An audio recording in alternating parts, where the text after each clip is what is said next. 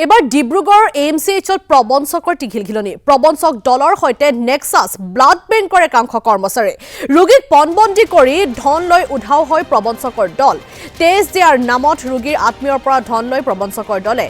এটা ইউনিট তেজৰ নামত 2500ৰ পৰা 3000 টকাকৈ লৈ প্ৰবঞ্চকে কিন্তু ধন সংগ্ৰহ কৰি তেজ নিদিয়াকৈ উধাও হয় প্ৰবঞ্চক ফলত হাহাকাৰ পৰিস্থিতিৰ সৃষ্টি হয় ৰোগীৰ আত্মীয়ৰ মাজত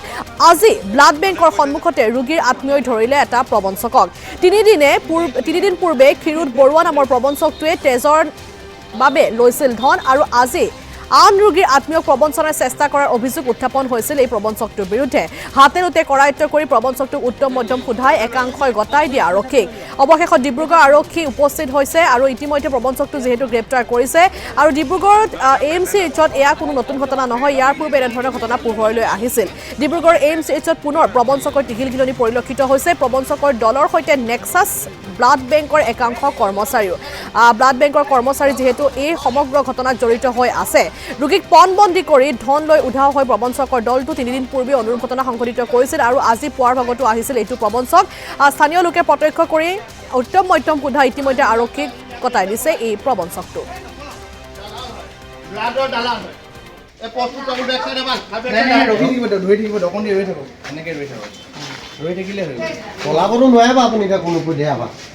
কি নাম আপোনাৰ ক'ত ঘৰ ইয়াত কি তেজ দিয়ে মানুহ নহয় মই এইটো এই লগৰটোৱে ক'লে ইয়াতে থাকে আপুনি সদায় বোলে দেখা মানুহে নাই নাই হা ঘূৰি ফুৰে ইফালে ইফালে সি কোৱাৰ কাৰণে মই মানুহে কৈছে যে না মানুহে নাই কোৱা সুধি লওক কি কৰিলে মোৰ পৰা সেই প্ৰেছক্ৰিপশ্যনখনত তেখেতকো কৰিলে কেতিয়া কেতিয়া হ'ল আজি এইকেইদিনমান হ'ল মই কিন্তু পেচেণ্টটোৰ কাৰণে মানে মাথা মাৰি আছোঁ এওঁৰ লগত মই লাগিবল মোৰ সময় নাই কি ক'লে এওঁ আপোনাক মোক মানে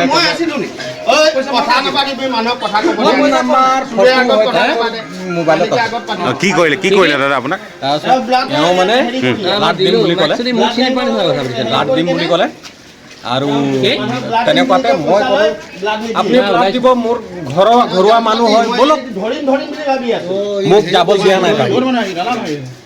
লাষ্টত মই উপায় নাই মোৰ বোলো মই পইচা ল'লে আপোনাৰ ল'ৰাটো মৰো অৱস্থা ছাৰ 3000 টকা ল'লে আৰু প্ৰেছক্ৰিপশ্যন নিজে গৈ লিখি পেলাই মোক তাৰ পৰা ৰিচিপ্ট একো নিদিলে তেজ দিলে নাই মই কি কৰিম ছাৰ মই একো নাজানো কাৰো বিষয়ে মই একো নাজানো মই দুখীয়া ঘৰৰ ল'ৰা ছাৰ মই ল'ৰাটো ডায়েলিচিছ পেচেণ্টত আছে ছাৰ এতিয়া মোৰ অৱস্থা মন গৈছে ৰে মানুহটো কেনেকুৱা কামিছে তেওঁ মই কোনো কাকো হেৰি কৰোঁ তাৰ নহয় তেওঁ বিচাৰ কৰিব লৈছিলে CCTVত এতিয়াও হেৰি আছে ফুটেজ আছে আমি সেই ডক্টৰজনৰ ওচৰলৈ গৈছিলোঁ সেই ডক্টৰজনৰ ওচৰত গৈছিলোঁ তাত CCTV আছে